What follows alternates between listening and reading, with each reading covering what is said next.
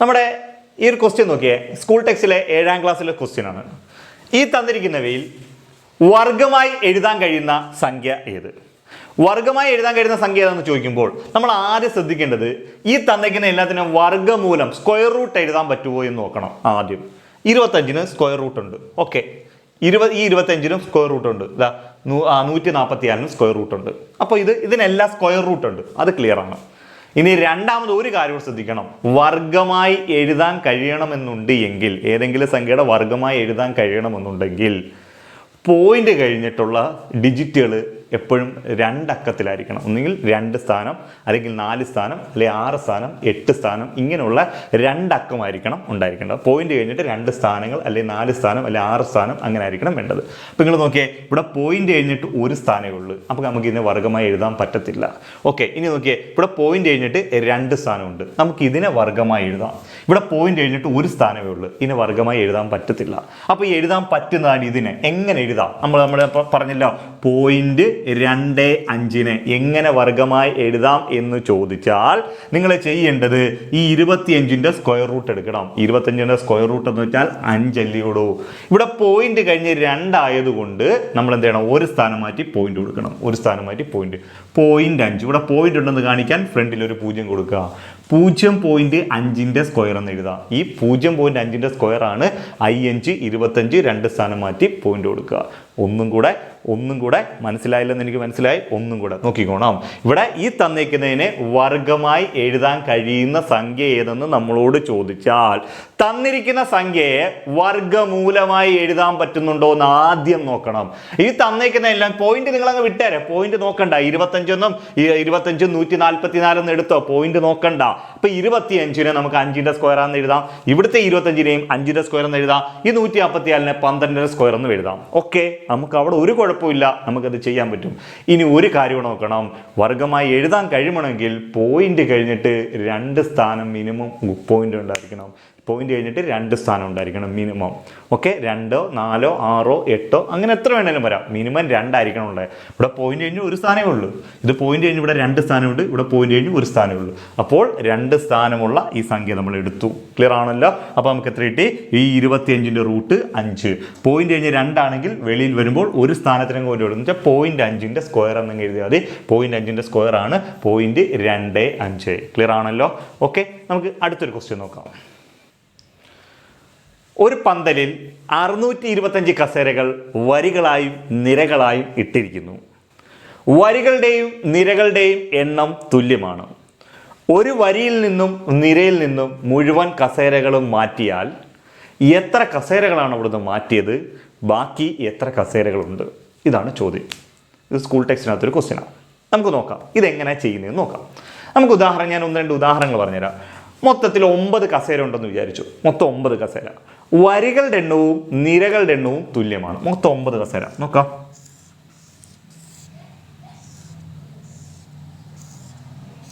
Okay, ഉണ്ട്. 1, 2, 3, 4, 5, 6, 7, 8, 9 കസേര. വരികളുടെ എണ്ണം നോക്കിയേ, 1, 2, 3. നിരകളുടെ എണ്ണം നോക്കിയേ, 1, 2, 3. വരിയും നിരയും എന്താണ്? തുല്യമാണ്.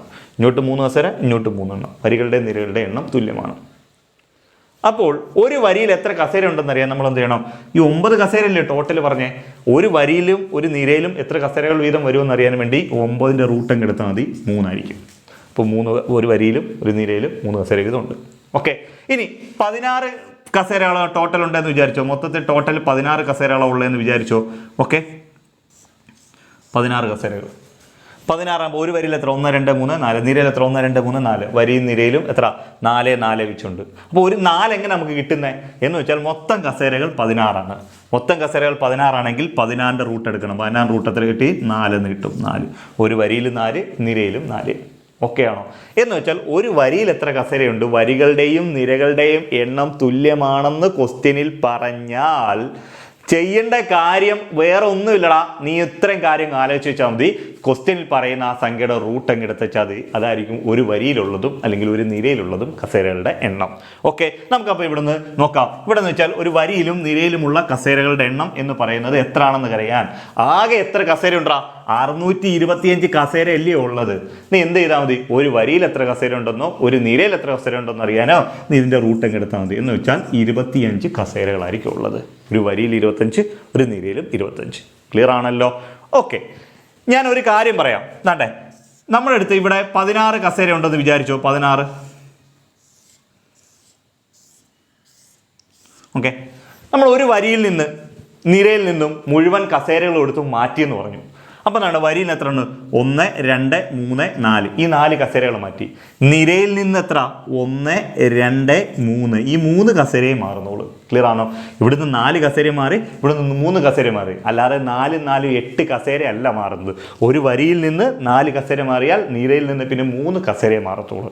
അപ്പം നമ്മളിവിടുത്തെ ഒന്നാമത് ചോദിച്ചേക്കുന്നത് മുഴുവൻ കസേരകളും മാറ്റിയ ഒരു വരിയിൽ നിന്നും ഒരു നിരയിൽ നിന്നും മുഴുവൻ കസേരകളും മാറ്റിയാൽ എത്ര കസേരകൾ അവിടെ നിന്ന് മാറുന്നെന്ന് വെച്ചാൽ ഒരു വരിയിൽ നിന്നും 25 കസേര മാറും. അടുത്ത നിരയിൽ നിന്നും 25 മാറത്തില്ല, 24 മാറത്തുള്ളൂ. കാരണം ഈ 2 വരിക്കും നിരയ്ക്കും കോമൺ ആയിട്ട് വരുന്ന കസേരയാണ് ഇത്. കണ്ടോ? 2 വരിക്കും നിരയ്ക്കും കോമൺ ആയിട്ട്, ഇങ്ങോട്ടുള്ളതിനും ഇങ്ങോട്ടുള്ളതിനും കോമൺ ആണ്. അപ്പോൾ 25 മാറിയാൽ പിന്നെ ഇങ്ങോട്ട് 24. അപ്പോൾ മൊത്തത്തിൽ എത്ര കസേര മാറുമെന്ന് വെച്ച് കഴിഞ്ഞാൽ 25 + 24 = 49 കസേര ആയിരിക്കും മാറുന്നത്. ഒന്നാമത്തെ ചോദ്യം. ഇത് 2 ചോദ്യമാണ് PSC സ്കൂൾ ടെക്സ്റ്റിനകത്തുള്ളത്. ഇതിനകത്ത് ഏതെങ്കിലും ഒരു ചോദ്യം PSC ചോദിക്കാം. അപ്പോൾ ഒന്നാമത്തെ മൊത്തം കസേരകൾ മാറും എന്ന് വെച്ചാൽ 49 കസേരകളായിരിക്കും മാറുന്നത്. ഓക്കെ ആണല്ലോ? രണ്ടാമത്തെ ക്വസ്റ്റ്യൻ നമ്മളിവിടെ ചെയ്യേണ്ടത് എത്ര കസേര ബാക്കിയുണ്ടെന്നാണ് ചോദിച്ചേക്കുന്നത്. അപ്പം മൊത്തത്തിൽ നമുക്കറിയാം എത്ര? 625 കസേരയെല്ലാം ഉള്ളു. 625 കസേര. അതിൽ നിന്നും 25 + 24 = 49 കസേര അങ്ങ് മാറത്തില്ലേ? ഈ 49 കസേര അങ്ങ് കുറയ്ക്കണം. എത്ര കിട്ടും? 576 കസേരയാണ് ബാലൻസ് ഉള്ളത്. ഓക്കെ ആണല്ലോ? ഇനി അങ്ങനെയും കുറയ്ക്കാനൊക്കെ ബുദ്ധിമുട്ട്, ഇങ്ങനെ ചെയ്യണമെന്ന് ഇപ്പോൾ പറ്റുന്നില്ല എന്ന് കണ്ടാൽ മറ്റൊരു കാര്യം കൂടെ ഞാൻ വേണം പറഞ്ഞു തന്നേക്കാം. നമുക്കിവിടെ കിട്ടിയേക്കുന്നത് ബാലൻസ് എത്ര കസേര ഉണ്ട് എന്ന് ചോദിച്ചാൽ ഇവിടെ ഒരു വരിയിലും നിരയിലും 25 കസേരയല്ലേ ഉള്ളത്? 25. അപ്പോൾ അതിൽ നിന്ന് ഒരു വരിയിൽ നിന്നും ഒരു നിരയിൽ നിന്നും ഓരോ കസേര വീതം മാറ്റി എന്നല്ലേ ക്വസ്റ്റ്യനിൽ പറയുന്നത്? അല്ലയോടാ? നീ അപ്പോൾ ശ്രദ്ധിക്കേണ്ട ഒരു കാര്യം, ഈ 25 നിന്നും ഒന്നങ്ങ് കുറയ്ക്കണം. 25 ഇതൊന്ന് കുറച്ച് എത്ര കിട്ടും? 24. ഈ 24ന്റെ സ്ക്വയർ എടുത്താലും മതി. 24ന്റെ സ്ക്വയർ എടുത്താലും 576 കസേരകളായിരിക്കും ഇനി അതിനകത്ത് ബാലൻസ് ഉള്ളത്. ഒന്നെങ്കിൽ കുറച്ച് ചെയ്യാം, അല്ലെങ്കിൽ ഒന്ന് കുറച്ചിട്ട് അതിന്റെ സ്ക്വയർ എടുത്താലും നമുക്കിതിന്റെ ആൻസർ കിട്ടും. ഓക്കെ ആണല്ലോ? യെസ്. 180 മീറ്റർ നീളമുള്ള ഒരു തീവണ്ടി ഒരു പോസ്റ്റിനെ കിടക്കാൻ 9 സെക്കൻഡ് എടുക്കുന്നു എങ്കിൽ തീവണ്ടിയുടെ വേഗത മണിക്കൂറിൽ എത്ര? ഇതാണ് ക്വസ്റ്റ്യൻ. മനസ്സിലാക്കേണ്ട ഒരു കാര്യം, 180 മീറ്റർ നീളമുള്ള ഒരു തീവണ്ടി എന്തിനെയാണ് മറികടക്കുന്നതെന്ന് നോക്കണം. ഒരു തീവണ്ടി ഒരാളിനെയോ ഒരു പോസ്റ്റിനെയോ ഒരു മരത്തെയോ മറികടക്കുന്നു എന്ന് പറഞ്ഞാൽ തീവണ്ടിയുടെ നീളം മാത്രം ഓടിയാൽ മതി. തീവണ്ടിയുടെ നീളം നിങ്ങൾ ഡിസ്റ്റൻസ് ആയിട്ട് എടുക്കണം. ക്ലിയർ ആവുന്നുണ്ടല്ലോ? ഇനി ഒരു പാലമോ ഒരു പ്ലാറ്റ്ഫോമിനെയോ വേറെ ട്രെയിനെയോ ഒരു തുരങ്കത്തെയോ മറികടക്കുന്നു എന്ന് പറഞ്ഞാൽ 2 നീളവും കൂടെ കൂട്ടിയിട്ട് വേണം നമ്മൾ ഡിസ്റ്റൻസ് ആയിട്ട് എടുക്കാൻ. ക്ലിയർ ആവുന്നുണ്ടല്ലോടാ? ഓക്കെ. അപ്പോൾ തീവണ്ടി ആളിനെയോ പോസ്റ്റിനെയോ മരത്തെയോ മറികടക്കുന്നു പറഞ്ഞാൽ ട്രെയിനിന്റെ നീളമാണ് നമ്മളിവിടെ ഡിസ്റ്റൻസ്. ക്ലിയർ ആവുന്നുണ്ടല്ലോ? ഇവിടെ ആളിനെ അല്ല പോസ്റ്റിനെയാണ് മറികടക്കുന്നത്. അപ്പോൾ ഇവിടുത്തെ ഡിസ്റ്റൻസ് എന്ന് പറയുന്നത് 180 മീറ്റർ. നീ ഓക്കെ ആണോ? ഞാൻ ഈ പറഞ്ഞ കാര്യം ഓക്കെ ആണോ? എന്തുകൊണ്ടാണ് ഞാൻ ട്രെയിനിന്റെ നീളം ഡിസ്റ്റൻസ് ആയിട്ട് എടുത്തതെന്ന് എനിക്ക് മനസ്സിലായോടാ? ഇനി നീ ഒരു കാര്യം മനസ്സിലാക്കണം, ആളിനെയാണോ പോസ്റ്റിനെയാണോ മരത്തെയാണോ ഈ ട്രെയിൻ മറികടക്കുന്നത് നോക്കണം.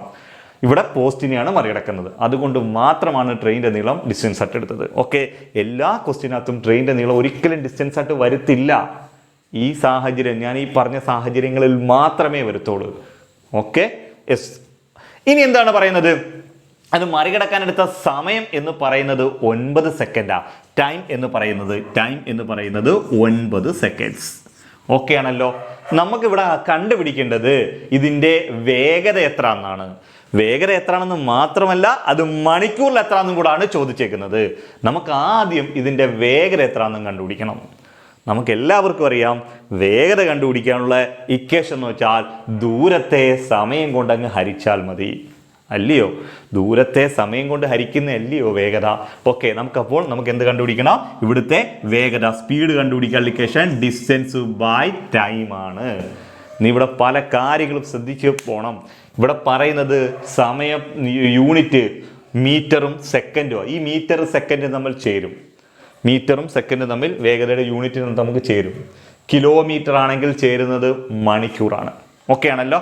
യെസ്, നമുക്ക് ഇവിടെ നോക്കാം. ഇവിടെ മീറ്റർ, ഇത് സെക്കൻഡ്. അപ്പോൾ നമുക്ക് ഏതാണ്ട് ഇവിടുത്തെ ആൻസർ എന്ന് പറയുന്നത് 180 മീറ്റർ ഡിവൈഡഡ് ബൈ 9 സെക്കൻഡ് എന്ന് കിട്ടി. ദൂരവും കൊടുത്തു, സമയവും കൊടുത്തു. ദൂരത്തെ സമയം കൊണ്ട് ഹരിക്കുമ്പോൾ നമുക്ക് വേഗത എല്ലോടാ കിട്ടുന്നത്. ഓക്കെ, 180 നീ 2 വെച്ച് 9 വെച്ച് ഹരിച്ചേ, 9 18 20, മുകളിൽ മീറ്റർ താഴെ സെക്കൻഡ്. മീറ്റർ ബൈ സെക്കൻഡ് എന്ന് പറയുന്നത് മീറ്റർ പെർ സെക്കൻഡ് എന്നുള്ള ഉത്തരം കിട്ടും. Metre per second. നീ മനസ്സിലാക്കേണ്ട ഒരു കാര്യമുണ്ട്, ട്രെയിനിൻ്റെ വേഗത എത്രയാണെന്നല്ല ക്വസ്റ്റ്യൻ ചോദിച്ചേക്കുന്നത്. ട്രെയിനിൻ്റെ വേഗത എത്രയാണെന്ന് ചോദിച്ചാൽ 20 മീറ്റർ പെർ സെക്കൻഡ്. ആൻസർ ശരിയാണ്, ഒരു മാറ്റവും ഇല്ല. പക്ഷെ ക്വസ്റ്റ്യൻ പറഞ്ഞേക്കുന്നത് ട്രെയിനിൻ്റെ വേഗത മണിക്കൂറിൽ എത്ര എന്നാണ് ചോദിച്ചേക്കുന്നുണ്ട്. മണിക്കൂറിൽ എത്ര എന്നാണ് ചോദിച്ചേക്കുന്നത്. അപ്പോൾ ഈ കിടക്കുന്നത് സെക്കൻഡിലാണ്. അപ്പോൾ ഈ മീറ്റർ പെർ സെക്കൻഡിനെ കിലോമീറ്റർ പെർ അവറിലേക്ക് മാറ്റണം. മീറ്റർ പെർ സെക്കൻഡിനെ കിലോമീറ്റർ പെർ അവറിലേക്ക് നമ്മൾ ഇതെങ്ങനെ മാറ്റുന്നത്? മീറ്റർ പെർ സെക്കൻഡിനെ കിലോമീറ്റർ പെർ അവറിലേക്ക് മാറ്റാൻ 18/5 കൊണ്ട് നീ അങ്ങ് ഇൻഡ് ചെയ്താൽ മതി. എന്താണ് 18/5? തിരിഞ്ഞു പോരുത്. 18/5. 5/18 വരുന്ന സാഹചര്യമുണ്ട്. 5/18 വരുന്ന എന്തുവാ? മീറ്റർ പെർ സെക്കൻഡിനെ കിലോമീറ്റർ പെർ അവറിനെ മീറ്റർ പെർ സെക്കൻഡിലേക്ക് മാറ്റാനാണ് 5/18. കിലോമീറ്റർ പെർ അവറിനെ മീറ്റർ പെർ സെക്കൻഡ് ആക്കാനാണ് 5/18. ഇത് മീറ്റർ പെർ സെക്കൻഡിനെ കിലോമീറ്റർ പെർ അവർ ആക്കാൻ 18/5 ആണ്. അപ്പോൾ 20 മീറ്റർ പെർ സെക്കൻഡിനെ കിലോമീറ്റർ പെർ അവറിലേക്ക് മാറ്റാൻ 18/5 കൊണ്ട് നമ്മൾ അങ്ങ് ഇൻഡ് ചെയ്യുക. ക്ലിയർ ആണല്ലോ? ഓക്കെ, ഉണ്ട്. 1 5 5 4 5 20. 4 ഗുണം 18. 4 ഗുണം 18 എന്ന് പറഞ്ഞാൽ 72 എന്ന് കിട്ടും. ഇതിപ്പോ എന്തായി മാറി? മീറ്റർ പെർ സെക്കൻഡ് മാറി. എന്താണ്? കിലോമീറ്റർ പെർ അവറിലേക്ക് മാറി. കിലോമീറ്റർ പെർ അവർ. ഇതിപ്പോൾ ഇത് മണിക്കൂറിലെത്തി. ക്വസ്റ്റ്യൻ ചോദിച്ചേക്കുന്നത് മണിക്കൂറിൽ എത്ര എന്നാണ്. വേഗത മാത്രമേ ചോദിച്ചോളെങ്കിൽ ഇത് രണ്ടും ആൻസർ തന്നെയാണ്. ഇവിടെ മണിക്കൂറിൽ എടുത്ത് ചോദിച്ചത് കൊണ്ടാണ് ഇത് 72 കിലോമീറ്റർ പെർ അവർ ആകുന്നത്. ഓക്കെ ആണോടാ? ഓക്കെ. 125 മീറ്റർ നീളമുള്ള ഒരു തീവണ്ടി 90 കിലോമീറ്റർ പെർ അവർ വേഗതയിൽ സഞ്ചരിക്കുന്നു. 175 മീറ്റർ നീളമുള്ള ഒരു പാലത്തെ മറികടക്കാൻ എത്ര സമയം എടുക്കും? ഇതാണ് ക്വസ്റ്റ്യൻ. നമ്മളിവിടെ മനസ്സിലാക്കേണ്ട കാര്യം, ഈ ട്രെയിൻ എന്തിനെയാണ് മറികടക്കുന്നത്? നേരത്തെ ചെയ്ത ക്വസ്റ്റ്യനകത്ത് പോസ്റ്റിനെയാണ്. അപ്പം ഞാൻ നിങ്ങളോട് പറഞ്ഞു, ആളിനെയോ പോസ്റ്റിനെയോ മരത്തെയോ മറികടക്കാൻ ട്രെയിനിൻ്റെ നീളം മാത്രം ഓടിയാൽ മതി. ഓക്കെ, ഇവിടെ പാലം, പ്ലാറ്റ്ഫോം, വേറെ ട്രെയിൻ, തുരങ്കം, ഇതൊക്കെ പറഞ്ഞാൽ ഈ രണ്ട് നീളവും കൂടെ ഓടിയാൽ മാത്രമേ ഈ ട്രെയിന് ഇതിന് മറികടക്കാൻ പറ്റത്തുള്ളൂ. ക്ലിയർ ആവുന്നുണ്ടല്ലോ? ഓക്കെ, ഇങ്ങനെ ഒരു ക്വസ്റ്റ്യൻ വരുമ്പോൾ ഇവിടെ പറയുന്നത് ട്രെയിനിൻ്റെ നീളം എന്ന് പറയുന്നത് 125 മീറ്റർ. ഓക്കെ ആണേ. പാലത്തിൻ്റെ നീളം എന്ന് പറയുന്നത് 175 മീറ്റർ.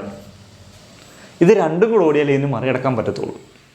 അതിനാൽ ഇത് രണ്ടും കൂടെ കൂട്ടിയിട്ട് വേണം നീ ഡിസ്റ്റൻസ് ആയിട്ട് എടുക്കാൻ. മനസ്സിലായോ?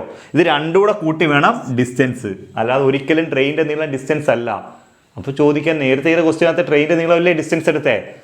നീ ശ്രദ്ധിക്കണം, നേരത്തെ എന്തിനാണ് നമ്മൾ മറികടന്നേ? നേരത്തെ മറികടന്നത് ഒരു പോസ്റ്റിനെയാണ്. അപ്പോൾ ട്രെയിനിൻ്റെ നീളം മാത്രം ഓടിയാൽ മതി. പക്ഷെ ഇവിടെ അങ്ങനല്ല, ഇവിടെ മറികടക്കുന്നത് ഒരു പാലത്തെയാണ്. ഈ രണ്ടും കൂടെ ഓടിയാൽ മാത്രമേ ഇതിനെ മറികടക്കാൻ പറ്റത്തുള്ളൂ. ഓക്കെ ആണല്ലോ? അപ്പോൾ നമ്മൾ എന്ത് ചെയ്യാം? ഈ രണ്ടും കൂടെ കൂട്ടുമ്പോൾ നമുക്ക് എത്ര കിട്ടി? 300 മീറ്റർ എന്ന് കിട്ടി. ഓക്കെ ആണേ, നിനക്കിപ്പോൾ ഡിസ്റ്റൻസ് കിട്ടിയേ. ഇനി സ്പീഡ് ഓൾറെഡി ക്വസ്റ്റ്യനകത്തങ്ങ് പറയുന്നുണ്ട്. എത്ര? 90 കിലോമീറ്റർ പെർ അവർ എന്നല്ലേ പറയുന്നേ? ആണല്ലോ, 90 കിലോമീറ്റർ പെർ അവർ. ഓക്കെ, കിലോമീറ്റർ പെർ അവർ. നിങ്ങളുടെ അടുത്ത് ഞാൻ നേരത്തെ തൊട്ട് ഒരു കാര്യം ശ്രദ്ധിക്കാൻ പറയുന്നുണ്ട്. എന്താണ്? യൂണിറ്റുകൾ നോക്കാൻ. ഇവിടെ ഒന്ന് തന്നേക്കുന്നത് മീറ്ററിലാണ്, ഒന്ന് തന്നേക്കുന്നത് കിലോമീറ്റർ പെർ അവറിലാണ്. ഇങ്ങനെ ഈ രണ്ട് യൂണിറ്റ് ഇട്ട് നമുക്ക് ചെയ്യാൻ പറ്റത്തില്ല. ഇത് മീറ്റർ പെർ സെക്കൻഡിലായിരുന്നു നീ പിന്നെ ഒന്നും നോക്കിയേ വേണ്ട, ഡയറക്റ്റ് അങ്ങ് ഇട്ട് കൊടുത്തോ, ഒരു കുഴപ്പമില്ല. പക്ഷേ ഇവിടുത്തെ ഒന്ന് മീറ്ററും ഒന്ന് കിലോമീറ്റർ പെർ അവർ അല്ലയോ എന്ന് ശ്രദ്ധിക്കണം. ചെറിയ ചെറിയ കാര്യങ്ങളാണ് നമ്മൾ കണക്ക് തെറ്റിക്കുന്നത്. ഈ 90 വെച്ച് ഹരിക്കുന്ന ആൻസർ ഓപ്ഷനകത്ത് കാണും, നീ അത് തെറ്റിക്കരുത്. മനസ്സിലായ? ശ്രദ്ധിക്കണം, വീണ്ടും വീണ്ടും പറയുക, ശ്രദ്ധിക്കണം. അപ്പോൾ ഇവിടെ തെറ്റി 300 മീറ്ററും 90 കിലോമീറ്റർ പെർ അവർ എന്ന് കിട്ടി. ക്ലിയർ ആവുന്നുണ്ടല്ലോ? ഓക്കെ. അപ്പൊ ഇങ്ങനെ ഒരു ക്വസ്റ്റ്യൻ തരുമ്പോൾ മനസ്സിലാക്കേണ്ട ഒരു കാര്യം എന്ന് പറയുന്നത് ഈ 90 കിലോമീറ്റർ പെർ അവറിനെ മീറ്റർ പെർ സെക്കൻഡിലേക്ക് മാറ്റാൻ 90 × 5/18 കൊണ്ട് ഇൻഡ് ചെയ്യണം. നേരത്തെ പറഞ്ഞല്ലയോ kilometre per hour metre per second ആക്കാൻ 5/18 കൊണ്ട് ഇൻഡ് ചെയ്യണമെന്ന്. ഓർമ്മയുണ്ടോ? 5/18. അപ്പോൾ ഇവിടെ വെട്ട 1 18 18 5 18 90 5 25 25 metre per second speed metre per സെക്കൻഡിൽ കിട്ടി. സ്പീഡ് മീറ്റർ പെർ സെക്കൻഡിൽ കിട്ടി. അപ്പോൾ distance 300 metre, speed 25 metre per second. Clear ആണല്ലോ? ഓക്കെ. എങ്കിൽ നമുക്ക് എന്താണ് കണ്ടുപിടിക്കേണ്ടത്? നമുക്കിവിടെ കണ്ടുപിടിക്കേണ്ടത് ഇവയുടെ ടൈമാണ് കണ്ടുപിടിക്കേണ്ടത്. ടൈം. ഈ ടൈം കണ്ടുപിടിക്കാൻ നമുക്കറിയാമല്ലോ, ടൈം കണ്ടുപിടിക്കാൻ ഇക്വേഷൻ എന്തുവാ? ഡിസ്റ്റൻസ് ബൈ സ്പീഡാണ്. ഡിസ്റ്റൻസ് ബൈ സ്പീഡ്, നേരത്തെ പറഞ്ഞ പോലെ ഡിസ്റ്റൻസ് ബൈ സ്പീഡാണ് ടൈം എന്ന് പറയുന്നത്. ഓക്കെ. ഡിസ്റ്റൻസ് നമുക്ക് കിട്ടി എത്ര? 300 മീറ്റർ. ബൈ സ്പീഡ് കിട്ടി 25 മീറ്റർ പെർ സെക്കൻഡ്സ്. ഈ മീറ്റർ പെർ സെക്കൻഡ് തിരിഞ്ഞു വീഴുമ്പോൾ സെക്കൻഡ് ബൈ മീറ്റർ ആവും. ഈ മീറ്ററോട് അങ്ങ് ക്യാൻസൽ ആയി പോകും. ഇനി എന്ത് ചെയ്യണം? 300-നെ നീ എന്ത് ചെയ്താൽ മതി? 25 വെച്ച് ഹരിച്ചാൽ മതി. ആൻസറായി. 300-നെ 25 വെച്ച് ഹരിക്കണം. ഓക്കെ. സിമ്പിളായിട്ട് ലോജിക്ക് ചിന്തിക്കൂ. 100-നകത്ത് 25 ഇത്ര പ്രാവശ്യം ഉണ്ട്? 4 പ്രാവശ്യം. 200 ആകുമ്പോഴോ 8 പ്രാവശ്യം. 300 ആകുമ്പോഴോ 12 പ്രാവശ്യം. ഹരിക്കുമ്പോൾ 12 എന്ന് കിട്ടും. സെക്കൻഡ്സ് അങ്ങ് കൊടുത്തേച്ചാൽ മതി. ഇതിൻ്റെ ആൻസർ എന്ന് പറയുന്നത് 12 സെക്കൻഡ്സ് ആണ്. ആൻസർ എത്രയാണ്? 12 സെക്കൻഡ്സ്. ഒന്നും കൂടെ ഞാൻ എടുത്ത് പറയുക, ഇവിടെ ശ്രദ്ധിക്കേണ്ട 2 കാര്യം. ട്രെയിൻ ആളിനെയാണോ പോസ്റ്റിനെയാണോ മരത്തെയാണോ മറികടക്കുന്നത് നോക്കണം. എങ്കിൽ ട്രെയിനിൻ്റെ നീളം ഡിസ്റ്റൻസ്. ഇനി പാലം, പ്ലാറ്റ്ഫോം, വേറെ ട്രെയിൻ, തുരങ്കമാണോ മറികടക്കുന്നത്? രണ്ടുകൂടെ കൂട്ടി ഡിസ്റ്റൻസ്. ഓക്കെ. ഇനി യൂണിറ്റുകൾ ശ്രദ്ധിക്കണം. മീറ്റർ ആണെങ്കിൽ മീറ്ററിനോട് ചേരുന്നത് എപ്പോഴും മീറ്റർ പെർ സെക്കൻഡ്. കിലോമീറ്റർ ആണെങ്കിൽ കിലോമീറ്ററിനോട് ചേരുന്നത് കിലോമീറ്റർ പെർ അവർ. അപ്പോൾ ഇവിടെ മീറ്ററും ഇത് കിലോമീറ്റർ പെർ അവർ ആയതുകൊണ്ട് ഇതിനെ മീറ്റർ പെർ സെക്കൻഡിലേക്ക് മാറ്റാൻ 5/18. ക്ലിയർ ആണല്ലോ? 5/18 കൊണ്ട് ചെയ്തപ്പോൾ 25 മീറ്റർ പെർ സെക്കൻഡ് നമുക്ക് കിട്ടി. എന്നതിന് ശേഷം ടൈമാണ് കണ്ടുപിടിക്കേണ്ടത്. ടൈം കണ്ടുപിടിക്കാൻ equation distance by speed. Distance 300 metre എന്നും സ്പീഡ് 25 മീറ്റർ പെർ സെക്കൻഡും വെട്ടി 12 സെക്കൻഡ് എന്ന് കിട്ടി. ക്ലിയർ ആണോ? ഒരു വാഹനം യാത്രയുടെ ആദ്യത്തെ 120 കിലോമീറ്റർ ദൂരം 30 കിലോമീറ്റർ പെർ അവർ വേഗതയിലും അടുത്ത 120 കിലോമീറ്റർ ദൂരം 20 കിലോമീറ്റർ പെർ അവർ വേഗതയിലും സഞ്ചരിച്ചാൽ മൊത്തം യാത്രയുടെ ശരാശരി വേഗത എത്ര? ഇത് ഞാൻ നിങ്ങളോട് പറയുമ്പോൾ PSCയുടെ പരീക്ഷ എഴുതിയിട്ടുള്ള ഏതൊരു വിദ്യാർത്ഥിക്കും ഈ ക്വസ്റ്റ്യൻ വളരെ ഫെമിലിയർ ആയിട്ടുള്ളൊരു ക്വസ്റ്റ്യനാണ്. എല്ലാ പരീക്ഷയ്ക്കും PSC ആവർത്തിച്ച് ചോദിക്കുന്ന ഒരു ക്വസ്റ്റ്യൻ. ഇവിടെ ശ്രദ്ധിക്കേണ്ട ഒരു കാര്യം, ഒരു യാത്രയുടെ ആദ്യത്തെ 120 കിലോമീറ്റർ ദൂരം, അപ്പോൾ ആദ്യം സഞ്ചരിച്ച ദൂരം 120 കിലോമീറ്റർ, രണ്ടാമത് സഞ്ചരിച്ച ദൂരവും 120 കിലോമീറ്റർ. ഈ 120 കൊണ്ട് നമുക്ക് ഈ ക്വസ്റ്റ്യനകത്ത് യാതൊരുവിധ ആവശ്യവുമില്ല. എന്തുകൊണ്ടാണ് ഈ 120 ഈ ക്വസ്റ്റ്യനകത്ത് പറയുന്നത് എന്ന് ചോദിച്ചാൽ സഞ്ചരിച്ച 2 ദൂരവും തുല്യമാണെന്ന് കാണിക്കാനാണ്. PSC ചോദിക്കുന്നതിന് ഒരാൾ എയിൽ നിന്ന് ബിയിലേക്ക് 30 കിലോമീറ്റർ പെർ അവർ വേഗതയിലും ബിയിൽ നിന്ന് എയിലേക്ക് 20 കിലോമീറ്റർ പെർ അവർ വേഗതയിലും സഞ്ചരിച്ചാൽ ശരാശരി വേഗത എത്ര? ഈ ക്വസ്റ്റ്യൻ അങ്ങ് എപ്പോഴും ഈ 20 30 ആവർത്തിച്ച് ചോദിക്കാറുണ്ട്, 40 60 ആവർത്തിച്ച് ചോദിക്കാറുണ്ട്. ഇങ്ങനെ ക്വസ്റ്റ്യൻ കാണുമ്പോൾ ഈ ക്വസ്റ്റ്യൻസ് ഒക്കെ സ്കൂൾ ടെക്സ്റ്റ് ചെയ്ത് തന്നെ അതുപോലെ എടുത്തിടുന്നവർ. ഓക്കെ. നമുക്കിത് എങ്ങനെ ചെയ്യാൻ നോക്കാം. വേറെ പ്രത്യേകിച്ചൊന്നും വേണ്ട. ഈ 120 കിലോമീറ്റർ വൺ സൈഡ് പോയി തിരിച്ചു വൺ സൈഡ് 120 കിലോമീറ്റർ, അടുത്ത സൈഡ് 120 കിലോമീറ്റർ വന്ന് ഇവിടെ സഞ്ചരിച്ച 2 ദൂരവും തുല്യമാണെന്ന് കാണിക്കാനാണ് 120. നമുക്ക് ഈ 120 വേണ്ട. നമുക്കൊരു ഇക്വേഷൻ ഉണ്ട്. സഞ്ചരിച്ച 2 ദൂരങ്ങൾ തുല്യമാണെങ്കിൽ ശരാശരി വേഗത കണ്ടുപിടിക്കാനുള്ള ഇക്വേഷൻ 2ab/a+b ആണ്. 2ab/a+b അല്ലെങ്കിൽ 2xy/x+y. x അല്ലെങ്കിൽ a ഇവിടെ ഉദ്ദേശിക്കുന്നത് ആദ്യം സഞ്ചരിച്ച വേഗതയാണ്. b ഇവിടെ ഉദ്ദേശിക്കുന്നത് രണ്ടാമത് സഞ്ചരിച്ച വേഗതയാണ്. ആദ്യം സഞ്ചരിച്ച വേഗത 30. അപ്പോൾ നമുക്ക് a കിട്ടി 30. രണ്ടാമത് സഞ്ചരിച്ച വേഗത 20. രണ്ടാമത് സഞ്ചരിച്ച വേഗത 20. ബി നമുക്ക് കിട്ടി 20. എയും കിട്ടി ബിയും കിട്ടി. ഈ ശരാശരി വേഗത കണ്ടുപിടിക്കാൻ പ്രത്യേകിച്ച് ഒന്നും ചെയ്യണ്ട, ഇതിനകത്തോട്ട് അങ്ങ് ഇട്ട് കൊടുത്താൽ മതി. ഓക്കെ ആണല്ലോ. നമ്മൾ നോക്കാം. 2 ഇൻറ്റു എ ഇതാ കിടക്കുന്നു 30, ബി ഇതാ കിടക്കുന്നു 20 ഡിവൈഡഡ് ബൈ 30 പ്ലസ് 20. ഇത്രയും ചെയ്യുന്നതിന് എന്താണ് പാട്? വളരെ എളുപ്പമല്ലേ? Okay. 2 into 30 into 20 divided by 50. ഈ പൂജ്യയുടെ വെട്ടിക്കൂടായോ? 1 5 5 4 5 20. 3 4 12 2 24 കിലോമീറ്റർ പെർ അവർ ആണ് നമ്മളുടെ ആൻസർ. ശരാശരി വേഗത 24 കിലോമീറ്റർ പെർ അവർ. ക്ലിയർ ആണോ? ക്ലിയർ ആണോ? ശ്രദ്ധിക്കേണ്ട കാര്യം വീണ്ടും എടുത്ത് പറയുക, സഞ്ചരിച്ച ദൂരങ്ങൾ തുല്യമാണോ എന്ന് നോക്കിക്കോണം. ചിലപ്പോൾ ക്വസ്റ്റ്യനിൽ 120 പറഞ്ഞു തരും. ചിലപ്പോൾ അയാൾ സഞ്ചരിച്ച വേഗതയുടെ ദൂരത്തിന്റെ ആദ്യ പകുതി, രണ്ടാം പകുതി, അവിടെയും സഞ്ചരിച്ച ദൂരം തുല്യമാ. അല്ലെങ്കിൽ പറയും ഒരാൾ എയിൽ നിന്ന് ബിയിലേക്ക്, തിരിച്ചു ബിയിൽ നിന്ന് എയിലേക്ക്, ഇങ്ങനെ പറയും അവിടെ സഞ്ചരിച്ച ദൂരം തുല്യമാ. ഇങ്ങനെ എങ്ങനെ തന്നാലും ശരി, ഈ ക്വസ്റ്റ്യൻ തന്നെ ഉപയോഗിച്ച് നമുക്ക് ഇതിന്റെ ആൻസർ ചെയ്യാം. ഈ 120 നമ്മൾ എടുക്കുകയേ വേണ്ട. ഓക്കെ ആണല്ലോ? ഓക്കെ. ഒരു രേഖീയ ജോഡിയിലെ കോണുകൾ 4:5 എന്ന അംശബന്ധത്തിലാണ്. ഓരോ കോണും എത്ര? PSC ചിലപ്പോൾ ചോദിക്കുന്നത് ചെറിയ കോൺ എത്ര എന്നായിരിക്കാം, അല്ലെങ്കിൽ വലിയ കോൺ എത്ര എന്നായിരിക്കാം ചോദിക്കാൻ സാധ്യത. ഓക്കെ, നമുക്കൊന്ന് ചെക്ക് ചെയ്ത് നോക്കാം. ഓരോ കോണും കണ്ടുപിടിച്ച് നോക്കാം. ഓക്കെ, നിങ്ങൾ ഈ ക്വസ്റ്റ്യൻ നോക്കിയോ. ഒരു രേഖീയ ജോഡിയിലെ കോണുകൾ 4:5 എന്ന അംശബന്ധത്തിലാണ്. ഓക്കെ ആണല്ലോ? ഓരോ കോണിൻ്റെയും അളവാണ് നമ്മുടെ അടുത്ത് ചോദിച്ചേക്കുന്നത്. ക്ലിയർ ആണല്ലോ? രേഖീയ ജോഡി എന്ന് വെച്ചാൽ, രേഖീയ ജോഡികൾ എന്ന് പറഞ്ഞാൽ രണ്ട് കോണുകളുടെ തുക 180 ഡിഗ്രി ആണെങ്കിൽ അതിനെ നമ്മൾ പറയുന്ന പേരാണ് രേഖീയ ജോഡികൾ എന്നാണ് പറയുന്നത്. മനസ്സിലായല്ലോ? ഓക്കെ, രണ്ട് കോണുകളുടെ തുക എന്ന് പറയുന്നത് 180 ഡിഗ്രി വന്നാൽ അതിനെ രേഖീയ ജോഡി അല്ലെ ലീനിയർ പെയർ എന്നാണ് പറയുന്നത്. ക്ലിയർ ആവുന്നുണ്ടല്ലോ? അപ്പോൾ ഈ രേഖീയ ജോഡികളുടെ കോണുകളുടെ തുക 180 ആണെന്ന് ഓർത്തോണം. എപ്പോഴും 180 ഡിഗ്രി ആയിരിക്കും. ഓക്കെ, ഇനി അവിടെ അംശബന്ധം പറയുന്നുണ്ട് 4:5. അതിൽ ചെറിയ കോൺ എന്ന് പറയുന്നത് 4 അംശബന്ധവും വലിയ കോൺ എന്ന് പറയുന്നത് 5 അംശബന്ധവുമായിരിക്കും. ക്ലിയർ? ചെറിയ കോൺ 4 അംശബന്ധം, വലിയ കോൺ 5 അംശബന്ധം. ഓക്കെ, അപ്പം നമുക്ക് നോക്കാം. ചെറിയ കോൺ എന്ന് പറയുന്നത് 5 4 9. 9-ൽ 4 അംശബന്ധമായിരിക്കും. വലിയ കോൺ എന്ന് പറയുന്നത് 9-ൽ 5 അംശബന്ധം ആയിരിക്കും. ഓക്കെ, ക്ലിയർ ആണല്ലോ? ഇപ്പോൾ ഈ രേഖീയ ജോഡിയിലെ കോണുകളുടെ തുക 180 ഡിഗ്രിയാണ്. രേഖീയ ജോഡിയിലെ കോണുകളുടെ തുക 180 ഡിഗ്രി. ഇവിടെയും 180 ഡിഗ്രി വെട്ടാം. 1 9 9, 9 18, 24 8, 80 ഡിഗ്രി. 1 9 9, 9 18, 25 10, 100 ഡിഗ്രി. മനസ്സിലായോ? ഓരോ കോണും എത്ര? ചെറിയ കോൺ 80 ഡിഗ്രി, വലിയ കോൺ 100 ഡിഗ്രി. ഒന്നും കൂടെ പറയാം, ശ്രദ്ധിക്കുക. ഏതൊരു രേഖീയ ജോഡിയിലെയും കോണുകളുടെ തുക എന്ന് പറയുന്നത് 180 ഡിഗ്രിയാണ്. അതിൽ യാതൊരുവിധ മാറ്റവും ഉണ്ടാവില്ല. അപ്പോൾ ഇവിടെ 4:5 എന്ന അംശബന്ധത്തിലാണെങ്കിൽ ചെറിയ കോൺ 4ഉം വലുത് 5ഉമാണ്. ഓക്കെ ആണല്ലോ? ഓക്കെ,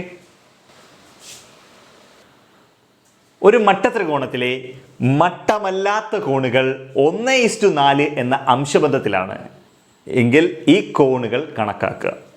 ക്വസ്റ്റ്യൻ കണ്ടല്ലോ. ഒരു മട്ടത്രികോണത്തിലെ മട്ടമല്ലാത്ത കോണുകൾ 1:4 എന്ന അംശബന്ധത്തിലാണ്. ഈ കോണുകൾ കണക്കാക്കുക. ഇങ്ങനൊരു ക്വസ്റ്റ്യൻ ചോദിച്ചാൽ നിങ്ങൾ ശ്രദ്ധിക്കേണ്ടതായിട്ടുള്ള ഒരു കാര്യം, ഏതൊരു ത്രികോണത്തിൻ്റെയും കോണുകളുടെ തുക എന്ന് പറയുന്നത് 180 ഡിഗ്രിയാണ്. എത്രയാണ്? 180 ഡിഗ്രി. ഏത് ത്രികോണത്തിൻ്റെയും കോണുകളുടെ തുക 180 ഡിഗ്രിയാണ്. ക്ലിയർ ആവുന്നുണ്ടല്ലോ? ഓക്കെ, മട്ടത്രികോണത്തിൻ്റെ പ്രത്യേകത എന്ന് വെച്ചാൽ അതിൽ ഒരു കോൺ 90 ഡിഗ്രി ആയിരിക്കും. ഒരു കോൺ 90 ഡിഗ്രി ആയിട്ടുള്ള ത്രികോണത്തെ നമ്മൾ വിളിക്കുന്നവരാണ് മട്ടത്രികോണം അല്ലെങ്കിൽ റൈറ്റ് ആംഗിൾ ട്രയാങ്കിൾ എന്നാണ് പറയുന്നത്. ക്ലിയർ ആവുന്നുണ്ടല്ലോ? ഒരു കോൺ 90 ഡിഗ്രി ആയിട്ടുള്ള ത്രികോണമാണ് മട്ടത്രികോണം അല്ലെങ്കിൽ റൈറ്റ് ആംഗിൾ ട്രയാങ്കിൾ. ഞാൻ പറഞ്ഞില്ലയോ ഒരു ത്രികോണത്തിൻ്റെ കോണുകളുടെ തുക എന്ന് പറയുന്നത് 180 ആണെന്ന് പറഞ്ഞില്ലേ? 180 ആണെങ്കിൽ ഒരു കോൺ എന്താണ്? 90 ഡിഗ്രിയാണ്. അപ്പോൾ ബാക്കിയുള്ള രണ്ട് കോണൂടെ കൂട്ടുന്നതല്ലേ 90? ബാക്കി 2 കോണൂടെ കൂട്ടുന്നതാണ് 90. മട്ടമല്ലാത്ത കോൺ എന്നാണ് പറഞ്ഞേക്കുന്നത്. അപ്പോൾ ഒരു കോൺ 90 ഡിഗ്രി, മട്ടകോൺ 90 ഡിഗ്രി മാറി. ഇനി മട്ടമല്ലാത്ത 2 കോണിനെ കുറിച്ചാണ് നമ്മളോട് സംസാരിക്കുന്നത്. ഈ മട്ടമല്ലാത്ത 2 കോണുകളും കൂടെ കൂട്ടുമ്പോൾ 90 കിട്ടും. അവ തമ്മിലുള്ള അംശബന്ധമാണ് 1:4. ക്വസ്റ്റ്യൻ ചോദിച്ചിരിക്കുന്നത് എന്താണ്? ആ കോണുകൾ ഏതൊക്കെയാണെന്നില്ലയോ? ചിലപ്പോൾ ചെറിയ കോൺ ഏതാണെന്ന് ചോദിക്കാം, ചിലപ്പോൾ വലിയ കോൺ ഏതാണെന്ന് ചോദിക്കാം. മട്ടമല്ലാത്തതിൽ മറ്റു കോണുകളിൽ ഏതെങ്കിലും ഒരെണ്ണമായിരിക്കാം ചോദിക്കുന്നത്. ഓക്കെ, നമുക്ക് 2 അങ്ങ് കണ്ടുപിടിച്ചേക്കാം. ഓക്കെ, നമ്മൾ എങ്ങനെ ചെയ്യുമെന്ന് വെച്ച് കഴിഞ്ഞാൽ ഈ മൊത്തം കൂടെ കൂട്ടുക. ഈ 4:5 1:4 എന്ന അംശബന്ധമല്ലേ, ഈ 1 4 കൂടെ കൂട്ടുമ്പോൾ 5 അംശബന്ധം കിട്ടും. ഈ 5-ൽ 1 എന്ന് പറയുന്നത് ചെറിയ കോണും, അതേപോലെ തന്നെ 5-ൽ 4 എന്ന് പറയുന്നത് മട്ടമല്ലാത്തതിലെ വലിയ കോണമാണ്. മട്ടമല്ലാത്തതിലെ വലിയ മട്ടകോണാണ് 90 ഏറ്റവും വലുത് വരുന്നത്. ബാക്കി 2 കൂടെ കൂട്ടുമ്പോഴത്തോട് മട്ടമല്ലാത്തതിൽ ചെറുതും വലുതുമാണ് നമ്മൾ ഈ കണ്ടുപിടിക്കുന്നത്. ഓക്കെ ആണല്ലോ? ഓക്കെ, അപ്പോൾ എന്താണ്? മൊത്തത്തിൽ 180 ഡിഗ്രി ഉണ്ട്, അതിൽ 90 മട്ടകോണാണ്. മട്ടമല്ലാത്തത് ബാക്കിയപ്പോൾ എത്ര ഉണ്ട്? 90 ഉണ്ട്. ആ 90 എഴുതുക. ഓക്കെ ആണല്ലോ? ഓക്കെ, ഇവിടെ കിട്ടുമ്പോൾ 18 5 90, ഒരു 18 ചെറിയ കോൺ 18. ഓക്കെ ആണല്ലോ? ഓക്കെ, അതുകൊണ്ട് ഇവിടെ 90 ഡിഗ്രിയാണ് നമുക്ക് കിട്ടുന്നത്.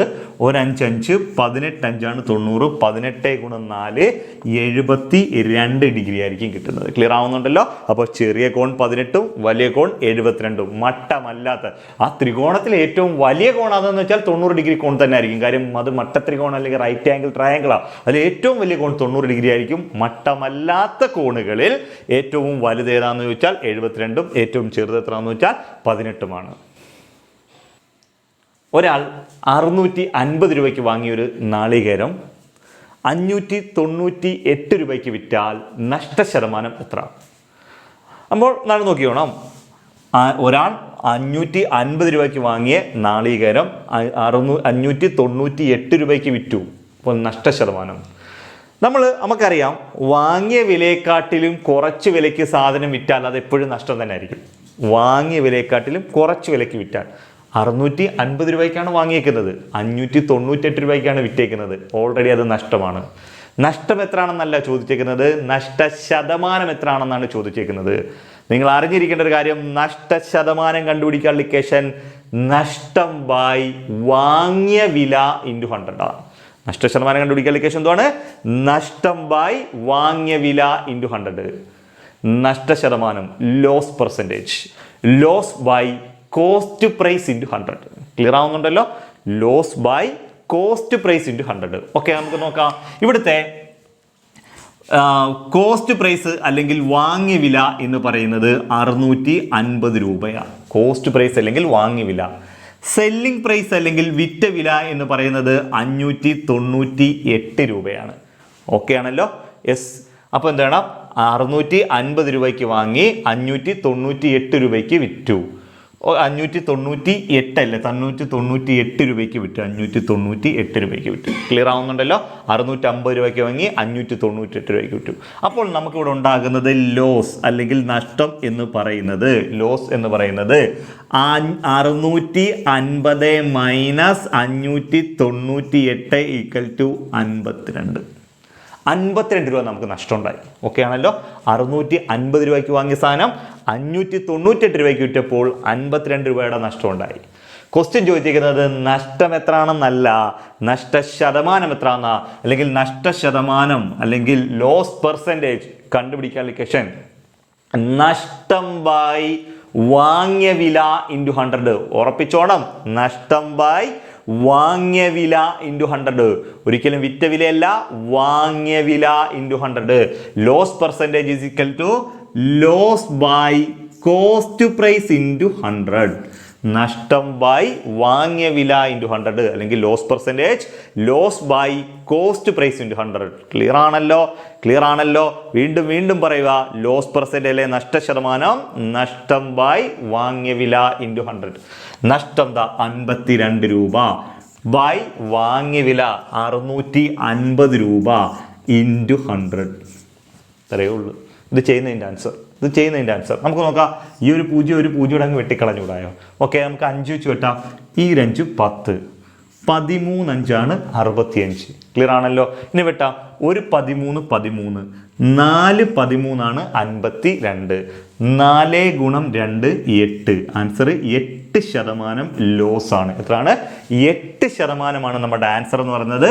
8% ലോസ് ആണ് നമ്മുടെ ആൻസർ എന്ന് പറയുന്നത്. ക്ലിയർ ആവുന്നുണ്ടല്ലോ? നഷ്ടശതമാനം കണ്ടുപിടിക്കാൻ ലൊക്കേഷൻ നഷ്ടം ബൈ വാങ്ങിയ വില ഇൻറ്റു 100. ഇനി ഒന്നും കൂടെ പറയുക, എത്ര രൂപ നഷ്ടം എന്നാണ് ക്വസ്റ്റ്യൻ ചോദിക്കുന്നതെങ്കിൽ 52 രൂപ. ക്വസ്റ്റ്യൻ ചോദിച്ചിരിക്കുന്നത് എത്ര രൂപ എന്നല്ല, എത്ര ശതമാനം എന്നാണ് ചോദിച്ചിരിക്കുന്നത്. 52 രൂപ നഷ്ടവും 8% നഷ്ടവും കിട്ടും. ക്ലിയർ ആവുന്നുണ്ടല്ലോ? ഓക്കെ, നമുക്ക് അടുത്തൊരു വീഡിയോയുമായി വീണ്ടും കാണുന്നവരെ ഓക്കെ ബൈ.